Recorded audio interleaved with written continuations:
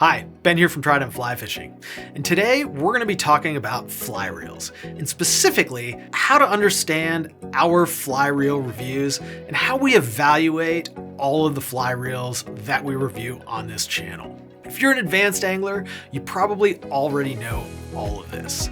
But if you're new to the sport, some of the things in our videos might be a little bit intimidating. So this video is here to help explain exactly what we're talking about. One of the most important features on any fly reel is its drag. While there are reels without drags, like click and pawl reels, most fly reels today feature a drag, and it's going to be controlled by this dial right here. Controlling drag is pretty simple. Turn the dial clockwise and you'll get more drag. And in the world of fly reels, we care about two things. One is drag strength. Predominantly, that's going to apply to your bigger saltwater game fish, when the drag is important in helping you fight that fish. If you're fishing for trout, you can get away with a click pawl, no problem. But what you can't get away with is a sticky drag. A drag that sticks also has what we like to call a high startup inertia. And you'll notice on a sticky drag that as you spin it against the drag, it will sort of skip. It'll speed up, stop, speed up, and stop. Now, modern fly reels, like this new Sage Arbor XL, have very smooth drags. So if you're buying a new reel, you probably don't have to worry about it at all. But if you're getting a used reel, and especially a reel with cork drags, you definitely want to give that a spin in the opposite direction and see if that drag is sticky. The next thing I like to talk about is spool design. And spool design is absolutely critical to fly reels, regardless of what you're fishing for.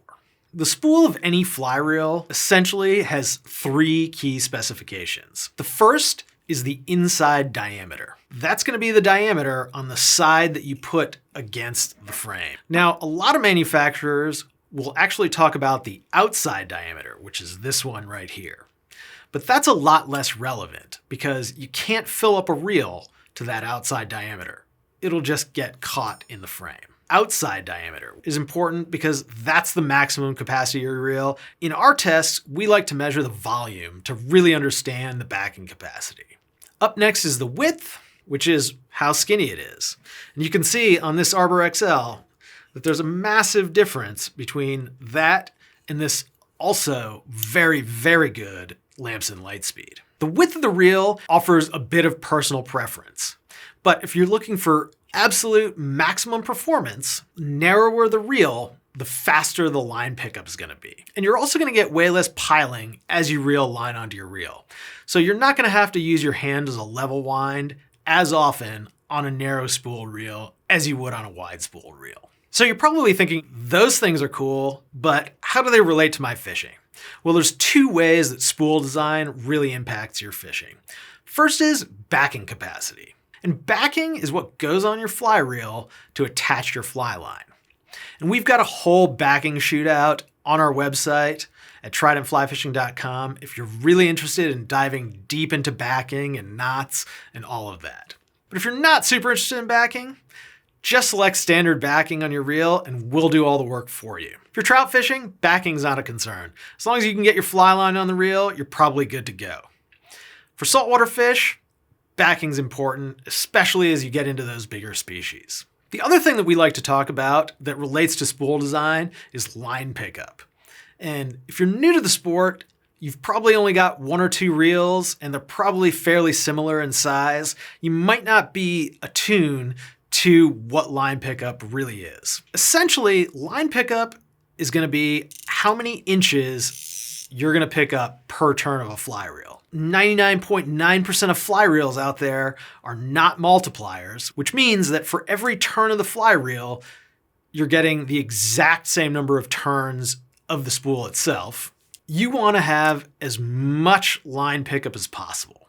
And you might have to take my word for it a little bit. If you took a very high-speed line pickup reel like this Arbor XL and put it against your traditional Fluger Medalist, there would be a massive, massive difference even if you were trout fishing. Up next is weight, and weight's pretty intuitive.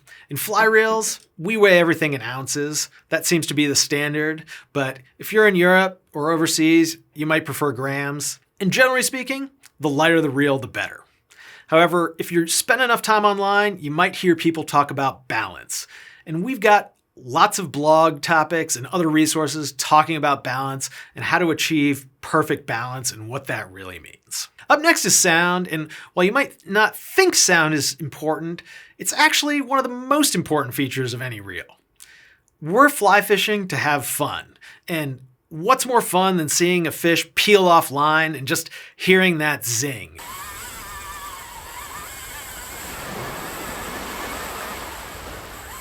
If you've never heard a T-bore, you really owe it to yourself to at least go into a fly shop and play with one. They sound amazing.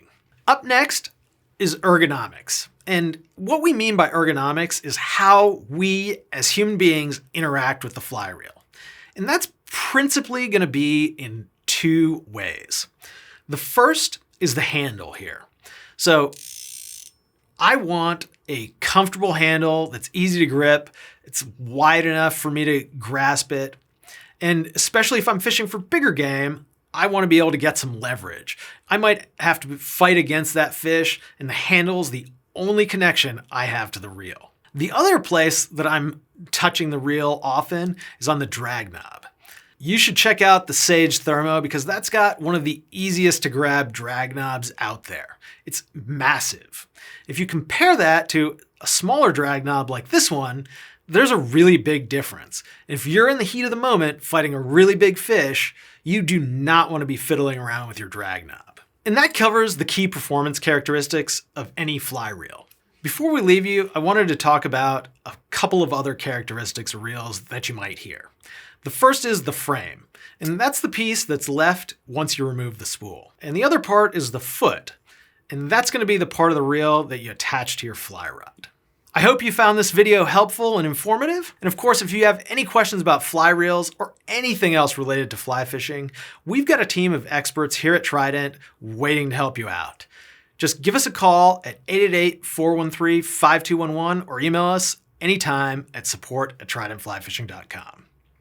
Let us know what your favorite reel is by leaving a comment in the box below. And don't forget to subscribe to our channel. We've got lots of great reel reviews coming out soon.